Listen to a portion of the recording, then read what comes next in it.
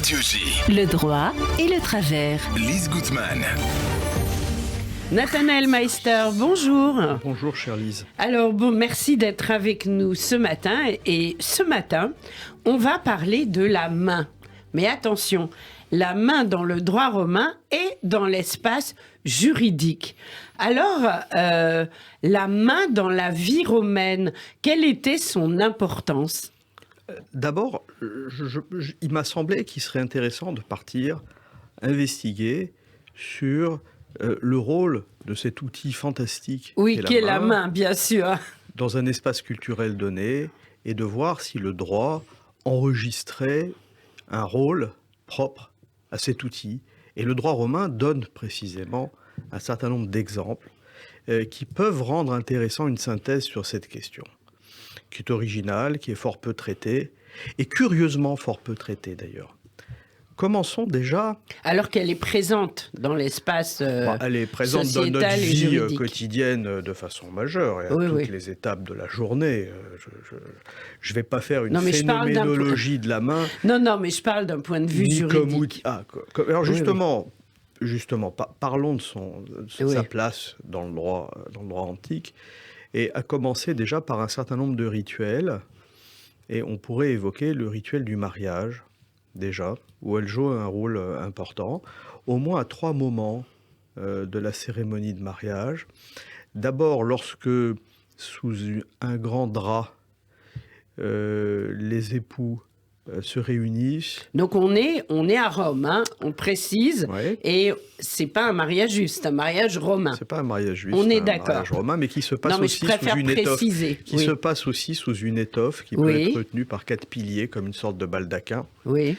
Et cette étoffe joue un rôle très important aussi bien dans la cérémonie du mariage que dans la vie même de la cité romaine. Mais je ne vais pas parler des étoffes aujourd'hui, simplement parlons de la main.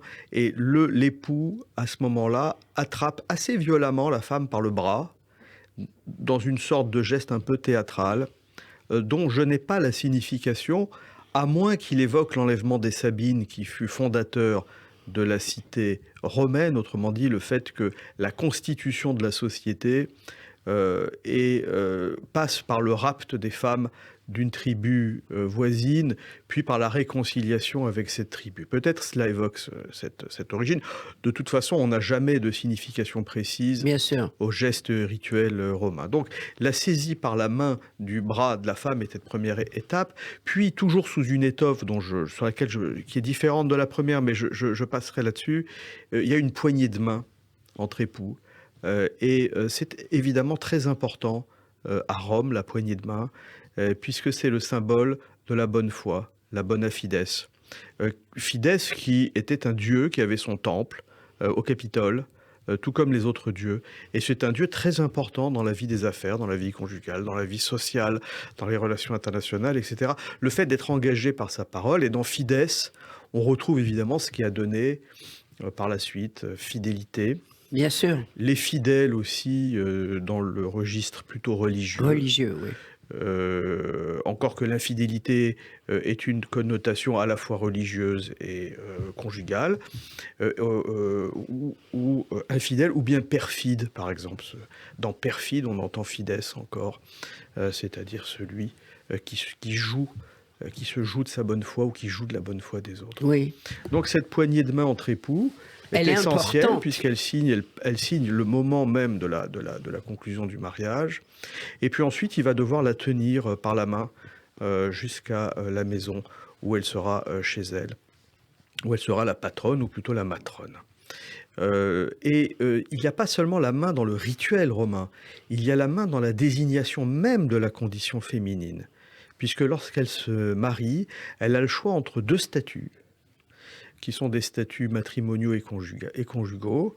Elle peut être in manus ou sin manus. In manus, ça va signifier à la main de son mari, ou sin manus, sans la main. Qu'est-ce que signifie, quelle est la différence entre les deux ? Entre les deux, on aimerait bien savoir. In manus, elle va hériter des biens de son mari, elle va être complètement sous la tutelle juridique et patrimoniale de son mari, et il y a un héritage réciproque des deux époux, tandis que fille de Manus, elle continue d'hériter de son propre père. Il reste une attache à la filiation. Elle reste aux mains de son père, en fait. Pas tout à fait. En quelque part, c'est ça. Oui. Elle reste sous la main et la tutelle de son père, ce qui veut dire qu'en fin de compte, la main du mari comme la main du père dans cette optique a plus une valeur protectrice qu'une valeur d'autorité. C'est-à-dire qu'elle est sous la protection ou du père ou du mari, et en réalité elle va passer de la protection du père à la protection du mari, mais bien souvent ça dépend des richesses des deux familles. Elle préférera hériter de son père, enfin le couple préférera qu'elle hérite de son père plutôt qu'elle hérite de son mari. Tout dépend de la position du mari dans sa propre famille. Ce sont des choses très, très subtiles et très, très, très... Bon. Donc le nom même du régime matrimonial, la Manus, indique que la place matrimoniale de la femme dans cette affaire. Mais on n'est pas obligé de se cantonner uniquement à la sphère conjugale. Bien sûr. Il y a d'autres éléments. Par exemple, l'institution contractuelle qui veut que l'on puisse vendre, par exemple, un serf, c'est-à-dire un esclave, un serf, mais je préfère l'emploi serf qui est plus proche du latin servui, ou un bien immobilier, ça s'appelle le mancipium. Et mancipium, ça vient de manus plus capere. J'adore, on a un cours de latin ce matin sur Radio J. Bon, alors manus, c'est-à-dire qu'en réalité, le bien ou le serf va passer d'une main à l'autre. Oui. Et c'est là encore un acte de saisie du bien considéré par la main du maître, qui désigne à la fois l'opération de vente, le mancipium, mais qui désigne aussi la qualité du bien lui-même, c'est-à-dire que l'esclave, enfin le serf ou l'immeuble va être un mancipium pendant cette opération de vente, mais qui désigne même l'institution juridique elle-même, le mancipium, c'est-à-dire l'étude des règles relatives à la vente. Et là encore, c'est une cérémonie extrêmement ritualisée, très intéressante d'ailleurs, puisque pour vendre un esclave ou pour vendre un bien, il faut être 5 personnes, 2 témoins pour chacune des parties. 5 personnes comme les 5 doigts de la main aussi. Peut-être bien, en tout cas 2 témoins pour chaque partie, plus un témoin neutre, et puis un acteur qui va jouer un rôle pendant la cérémonie. Et en réalité, toute cette cérémonie rituelle, que je ne peux pas la décrire maintenant, elle est un petit peu longue, mais c'est à la fois des paroles qui sont imposées à chacune des parties, et puis un jeu entre une balance et un morceau de bronze qui vont se heurter au moment de la vente. C'est une image de la vente, c'est-à-dire qu'on fait une sorte de représentation théâtrale, de rituel, qui va donner l'image de ce qu'est la vente. La vente va se dérouler ailleurs, par un dispositif contractuel et un échange d'argent, mais elle n'est valable que si cette représentation, en quelque sorte théâtrale, du droit est intervenue. Donc c'est le mancipium, ça passe par la main. Et puis il y a la fameuse poignée de main romaine qu'on a déjà vue entre les époux, et qui évoque la bona fides, c'est-à-dire quelque chose dont on ne peut se dédire. C'est le fameux top-là qu'on retrouve de nos jours lorsque des personnes sont d'accord. Alors, qui existe encore, en fait. Et qui existe encore, bien entendu, qui garde de façon moins officielle dans notre société, mais le top-là, c'est une notion qui existe chez nous. C'est une notion qui existe, et chez les commerçants, c'est très important. Il y a des professions où le fait de toper là, de se faire une poignée de main, vaut tous les contrats, et honte, déshonneur à celui qui n'honore pas sa parole, et on connaît ça très bien chez les Juifs, évidemment, mais pas seulement. Bon. Quelle est la signification que l'on peut donner à cette poignée de main? D'abord, on peut remarquer qu'elle engage un croisement, c'est-à-dire qu'il y a une sorte comme si 2 lignes venaient se conjoindre en un point. Et de ce point de vue-là, c'est comme 2 fils qui viennent se nouer pour créer une étoffe. Et c'est peut-être ce que signifie cette poignée de main des époux dans le mariage.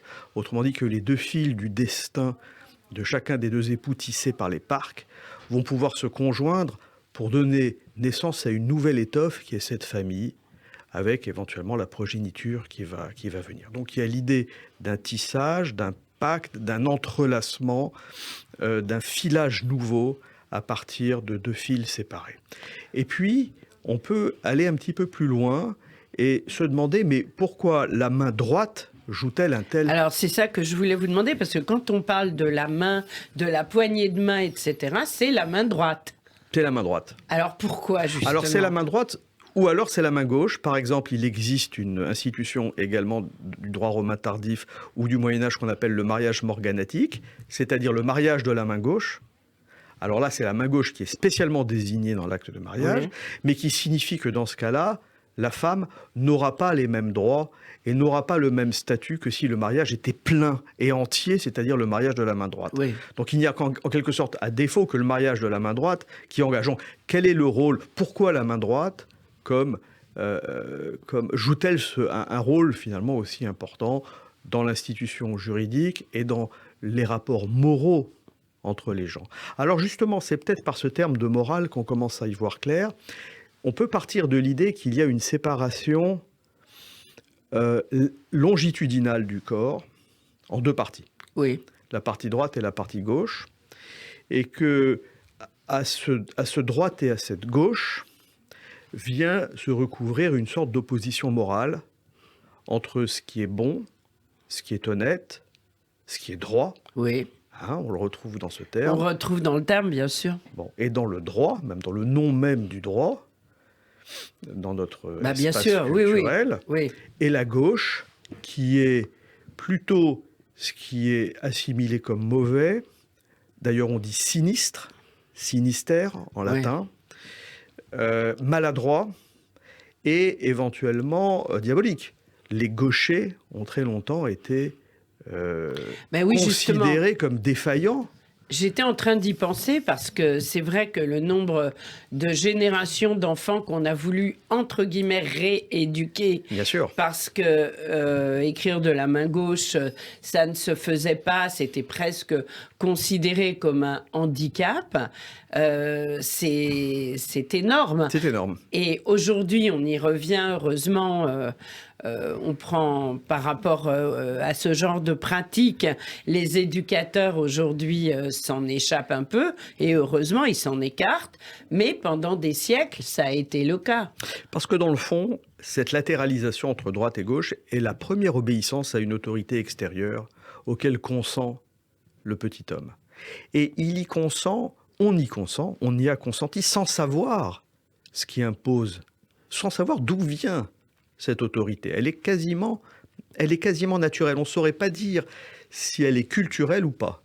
Et elle impose non seulement cette séparation entre le droit, qui est la partie forte, la partie maîtresse, et le gauche, qui est la partie en quelque sorte servante, mais également une coopération entre les deux. C'est-à-dire qu'il ne s'agit nullement d'annihiler la partie gauche, mais de faire qu'elle reste liée, coordonnée et au service de la partie droite. Autrement dit, elle donne pratiquement cette latéralisation et la relation entre la droite et la gauche donne pratiquement le modèle d'un équilibre politique, c'est-à-dire d'une gouvernance du corps qui se passe de façon harmonieuse, mais aussi d'un équilibre conjugal, c'est-à-dire où la droite et la gauche sont équilibrées, se répondent dans une relation où l'autorité de l'un est reconnue par l'autre. Et on peut peut-être imaginer que cette émergence donc de la main droite, c'est précisément la reconnaissance commune entre les différents interlocuteurs qu'une autorité extérieure s'est imposée dans leur histoire à eux et qu'ils renouvellent ce pacte vis-à-vis de cette autorité. Ce qui veut dire que pour les époux, autorité des dieux l'art, c'est-à-dire des dieux de la maison, dans la vie politique et commerciale, autorité du ius, c'est-à-dire du droit, précisément. Oui. Dans la vie politique, autorité des dieux, de la concorde, de la paix, etc. Alors, aujourd'hui, il en reste certains stigmates dans la société française, par exemple, dans laquelle nous vivons. Par exemple, la main droite, elle reste très importante quand on prête serment, à tous les niveaux, que ce soit médecin, avocat, témoin, juge. Oui, c'est exact. Et ça vient de cette époque, Ça vient de cette époque où la main était effectivement l'instrument du serment. Oui. C'est-à-dire qu'elle engage non seulement la personne, mais son rapport à l'autorité extérieure, c'est-à-dire à une divinité à une loi civile, à une loi matrimoniale, qui l'engage au-delà de sa propre personne. Voilà, je crois, comment on peut situer correctement, à peu près correctement, le symbole de la main droite dans le droit romain et dans la vie sociale. Alors, ce symbole de la main droite, on en parlera ultérieurement au niveau du droit hébraïque. Le din, le fameux Le din, voilà, où je pense c'est plus ou moins présent également. Très présent. Très présent. Notamment dans la Kabbale, on vient de l'évoquer. Bien sûr. Et je voulais rappeler que dans la Torah, comme dans la Haggadah de Pessah, par exemple, il y a ce terme de Yad Chazaka, Yad Chazaka, d'une main forte, qui montre l'implication de Dieu sur les hommes d'une main forte. Et cette histoire de main forte, c'est lié au symbole que vous venez d'évoquer également. On aura l'occasion d'en reparler. Il y a certainement également dans la main une question qui est liée à la force, que je n'ai pas tout à fait évoquée. J'ai plutôt évoqué des autorités symboliques aujourd'hui, mais la force, effectivement, pourrait être évoquée comme associée à l'action de la main. Par rapport à la société française dans laquelle on évolue, est-ce que vous avez l'impression que le symbole de la main est en régression ou pas ? Oui, vous l'avez vous-même évoqué tout à l'heure. On tolère de plus en plus, j'allais dire les gauchistes. Non, les gauchers, oui. Encore que vous savez que cette question de droite et de gauche dans l'appellation politique est évidemment intimement liée Bien sûr. à cette partition qui est d'abord corporelle et que j'ai évoqué tout à l'heure, bien sûr. Il y aurait sûrement des développements à faire là-dessus que je ne suis pas en mesure de faire maintenant. Oui. Donc, je ne sais pas si on tolère bien les gauchistes, mais en tout cas, on tolère de mieux en mieux les gauchers. Vous l'avez dit vous-même. Oui. Vous l'avez dit bien vous-même. sûr. C'est-à-dire ça, que dans la mesure où le rapport à l'autorité décroît dans nos sociétés, on comprend de moins en moins cette soumission précoce à un ordre venu de nulle part que l'on impose aux enfants. Oui, c'est vrai. Alors, merci beaucoup Nathanaël Meister pour ces réflexions passionnantes sur la main, je le rappelle, Topla, la main dans l'espace juridique et dans le droit romain. Et rendez-vous pour une prochaine émission, peut-être autour du droit hébraïque. On va le faire. Voilà, merci d'avoir été avec nous. Au revoir. À bientôt.